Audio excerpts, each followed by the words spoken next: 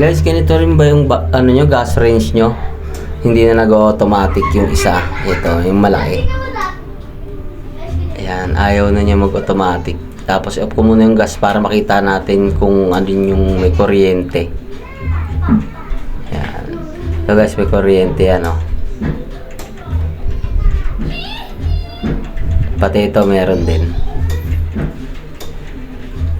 Tapos ito, wala nang kuryente yan.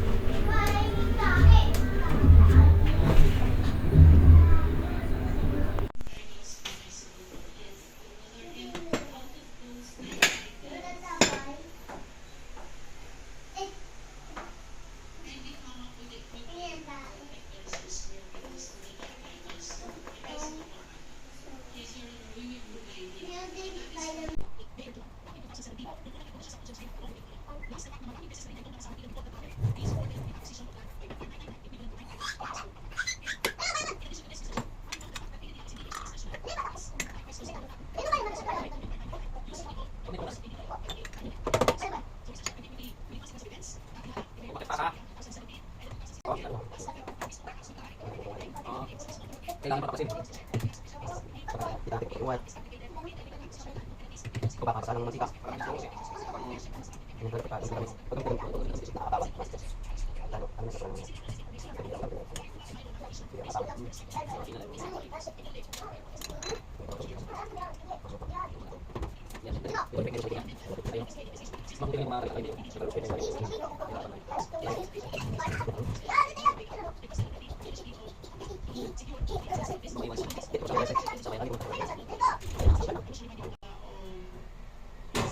Anong wire niya ito? Diba ito? Oo, yan lang. Tapos ito guys, nung nabuksan ko, nakita namin natanggal yung yung wire niya. Nginat-ngat ng daga yung dulo, kaya lumuwag. So, bumagsak siya. Kaya wala na siyang kuryente. Okay na to, okay na to.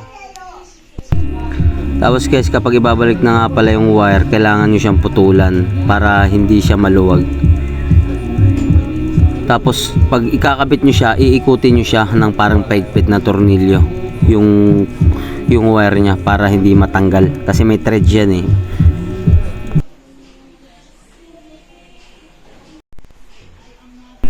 Tapos dito, tetestingin ko muna bago ko ilagay lahat. Ayan, nag-automatic na siya. So, pwede na natin siyang i-fix sama ng iba. Kasi ito, tetestingin na natin lahat. Ayan. Goods na lahat dyan, guys. Kaya, okay na siya. Ayos. Dami pa lang nakuha na po